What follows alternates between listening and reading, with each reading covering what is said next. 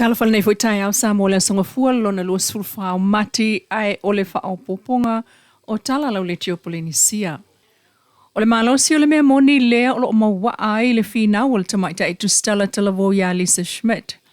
Ilana tala ua faatali lana o ngā faatustala. I le Universite o Samoa i vai vase i le taiminei. Se umane tua inga o whianga iei nei maia. Ele ngata ina moli e whaamtalanga e so tanga ia Samueli sua. Ai wato e moli atu ai nei foi. Ilona tusi atu i leo e whailo ia ile mea moni e fsosoani. Ia lanto so enga ile maliwa i le Professor America Samuel tina ia Caroline Gabbard. O le tusi a Ms. Schmidt. Na watu ia le kopi i le komsino leo e o fo i le kopi na ave i le fionga i le malo na whaase e ane i le komsina. Peitai. Na ngingal whai ungal mtanga luengo leo. Ele se wha maoni o tua inga o lo tusi atuai i alise. Whaasanga i le fionga le tamaitai pālamia. Ma au mai ai leo se whamtalanga whaalawa i tele lea no tātou lipo tia tu le vai aso tolwai. Ma o lato mōli ai loa le tamaitai a onga tusi Tala Ms. Schmidt. Peitai, e manatu lise, ua whaafitai, ua tupu le la sanga lea wo one iai, e mawhai ai ona ia whaali le mea moni. Ai usimel whaafonga i sa vaenga o lana saunuanga i lungo o lana i tūlau wha i ngol vai aso.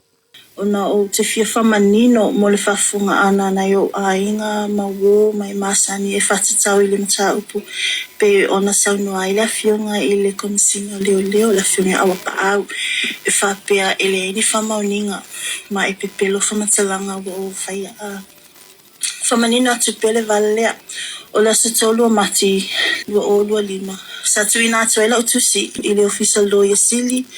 Whapea le komisina leo ma le minister leo e whatatau i le mata upu peo na nginga. O lo utari tanunga o le a whasota i mai leo mo se matu whatatanuanga. Ia ma tuina atu ai ia mau o le mata upu. O le asa sulfa mati tausanga lava nei. Sa toi avela utusi i le whiunga komisina leo whapea le minister leo. E turi loa ai le mata upu. Ona o lea o te whatali. Po le a le taimi o mai leo e whatala noa au. Ma ave iai le mau whaitino. No, the evidence. Peitai, o le aso sa 16. Sulu ono mati lua o lua lima. Ilunga o le Sunday Observer. Samoa Observer. Ma whaalawi loa ai le komisina leo. Ni morianga o le awhai whasanga i atiau. O se tūlanga na whate ia ia peitai o le awa o iloa le whai unga leo o le amoria au. O le taimile na ua manino ai foi ua o wanga waa i lalo le vai ngā iwa pui lima o le whaavai o Samoa. Le mawhai e ona o whaia se whaamatalanga e toi whaasanga i atia. O le asa lulu, asa suluiva o mati lua o lua lima. Na vili mai ai le ofisa leo. Vatulanga mai le tula se fulu tai au le aso lua se fulu mati. Mato te whelo ai le ofisa o leo. O le whatanunga na au mai leo i le asa suluiva o mati. I le telefoni. Ma whapea mai o te aluatu le aso lua se fulu o mati lua o lua lima. Ma batu ia mau le mata upu. Manatua foi na yo a inga wo mai masani. E vili mai leo i le aso suluiva o mati. O te aluatu i le aso lua se fulu mata tala noa ma avatu le mau. Ua mai a whaalau i loa e le whiunga komisina o le amolia. O le aso lua se fulu o mati i le satu ina atua i le official ombudsman. Le tula iwa tai o la complaint e whaasanga i le komisina o leo. O le awa uli o le aso lava lea lua se fulu o mati. Na sai loa pena arresta i loa o leo. Ile mate o whatata noanga ma leo i te tono le official leo. Sa whatino ai lo ai ata tau i lalo o le tatou whaavae. Ia ma le Judges Rule 2. E iai le ai ata tau e remain silent ai. Ma o le mafua anga le nana le mawhai ai au. Una whailoa mau o le mata upu. Una ua ai i lalo o la ua i ata tau i le atulanga. Ia, ho a inga wo mai masani. Wo o sauni. O sauni tu ina atu nei mau i luma whamasinonga mo lana ilo ilonga. Ma manino ele nei mata upu. O te fia whailoa atu fo e na ala o na o tala sanga ina le a fionga le a malo nalo. O na molo puipuinga a wā tui lua la wali meo le a o iai. Pei tai, ia o leo whaatino le finangalo le komisina leo leo. Ia, ma leo leo.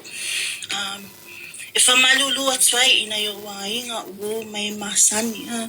Ili tulanga wa ele nei mata upu. Ai uo o whawhitai fo e uo ole nei mata upu ili whamasinonga ina yesu isu ina ili nei mata upu. Ma manino ai le mafua anga tonu. Ai momoli le anga whawhitai ina yo ainga no whatatalo e mai se uo mai masani. Ia ona whamuta toile o whamatalanga ele nei tula. Manu tele ina le afiafi. Le fionga Lise Schmidt, mai a whaaftai ai fo i le tapua inga o na ainga mawo mai tue fio Samoa ma le lalolangi.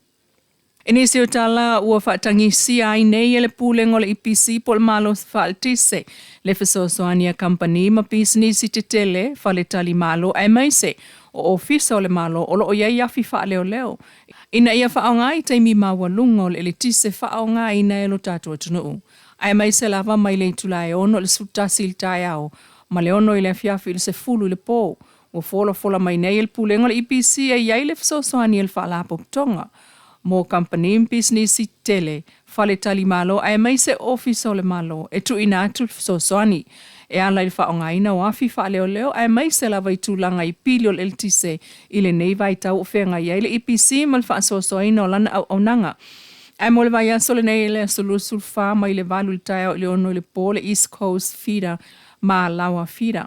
O le ono le po le sulua le vavea o le South Coast feeder i le West Coast. Aso lua lima o mati mai le valu le taia o le ono le po palisi feeder ma le fanga feeder. Ono le po le sulua le vavea o le Beach Road feeder ma le Industrial feeder.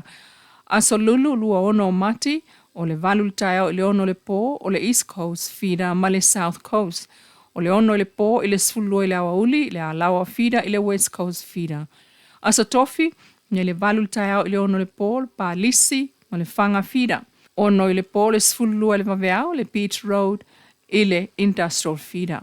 Asa falaile, lua valu, o le valu le taia o le ono i le afiafi, East Coast feeder ma le a lawa feeder. Ono le po le sfulua i le vaveao, South Coast ma le West Coast feeder. A monis whamtalanga i fia maua i le IPC o le fitu, tolu fitu lua wha. Po le fitu lima o lua o wha tasi. Talana, o le nei tula mai lau le tio Polinisi.